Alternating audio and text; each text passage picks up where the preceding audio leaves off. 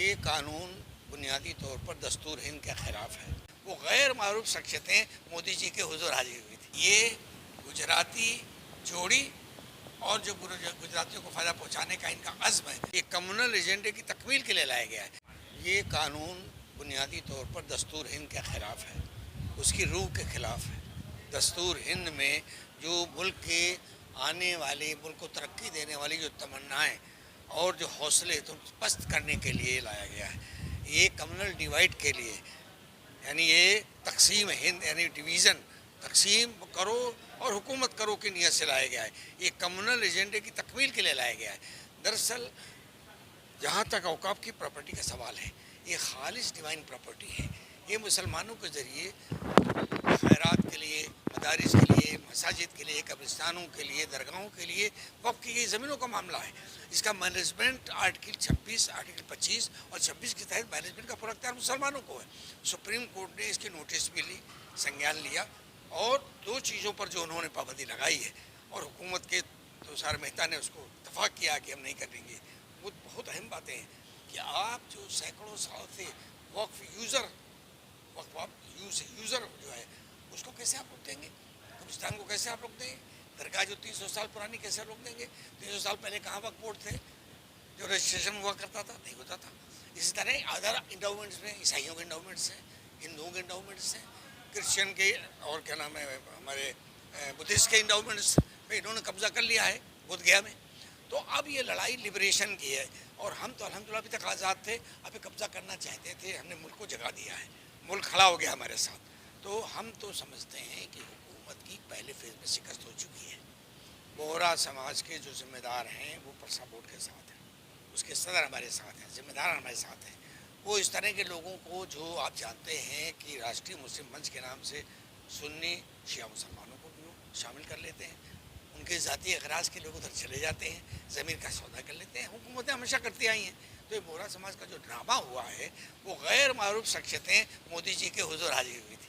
غیر معروف، بورا سماج کے معروف لوگ نہیں تھے، علماء نہیں تھے، ذمہ داران نہیں تھے. اس لیے اس میں کنفیوژن نہیں ہونا چاہیے.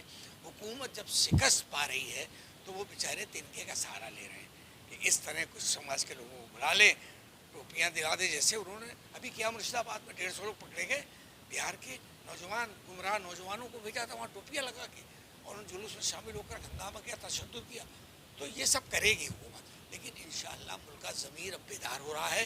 ملک کامیاب ہوگا، سیکولرزم کامیاب ہوگا، اور وقت کی پراپرٹی محفوظ رہیں گے انشاءاللہ. سپریم کورٹ سے بھی راحت ملے گی اور عوام کی عدالت میں بھی راحت. یہ پہلے بھی کہہ رہے تھے جب کسانوں کا آندولن چلا، وہ تو کہیں گے ہی.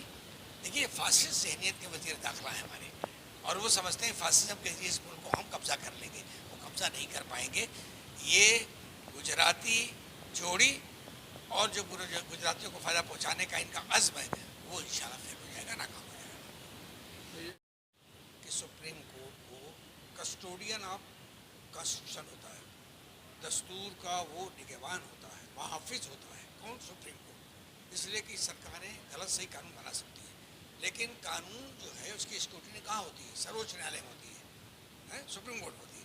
وہ اسکروٹنی جب کرے گا سپریم کورٹ تو اس میں اس قانون کو دستور خلاف پائے گا، پا رہا ہے. شروعات ہو گئی ہے، شروعات ہو چکی ہے. ایسے ایسے سوالات ہوئے کہ جواب نہیں بنا سرکار کے ترجمان یعنی تشار مہتا کے پاس.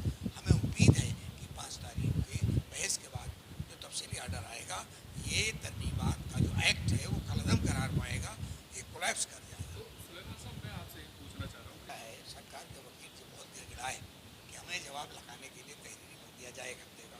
مان لیا انہوں نے دے دیجیے، لیکن 1 ہفتے کے بعد جو جواب لگائیں گے ظاہر ہے گمراہ کن جواب بھی ہو سکتا ہے. تو ہمیں اس کا جواب الجواب لگانا پڑے گا. جواب الجواب ہم لگائیں گے. جواب الجواب وہ تمام 37 جو پٹیشنس ہوئے 37 ان میں سبھی لوگ لگانا چاہیں گے اپنے حساب سے. جب جواب لگائیں گے تو یقین جانیے وہ جواب ایسا ہوگا جس کا ان کے پاس کوئی جواب نہیں ہوگا. تو وہ 5 تاریخ کو تو ایک انٹرم فیصلہ کریں گے. اس کی لمبی بحث چلے گی، 6 مہینہ بھی لگ سکتا ہے، لارجر بینچ بھی بن سکتی ہے. لیکن اگر وہ انٹرم آدیش ایسا ہو جاتا ہے جس کی ہمیں امید ہے کہ جس سے ان کی شرارت رک جائے، یوگی جیسے جو چیف منسٹر گمراہ کر رہے ہیں، ایسے لوگوں کی شرارت رک جائے گی تو میں سمجھتا ہوں دیش میں اور عوام کے لیے ایک عافیت کی بات ہوگی، سکون کی بات.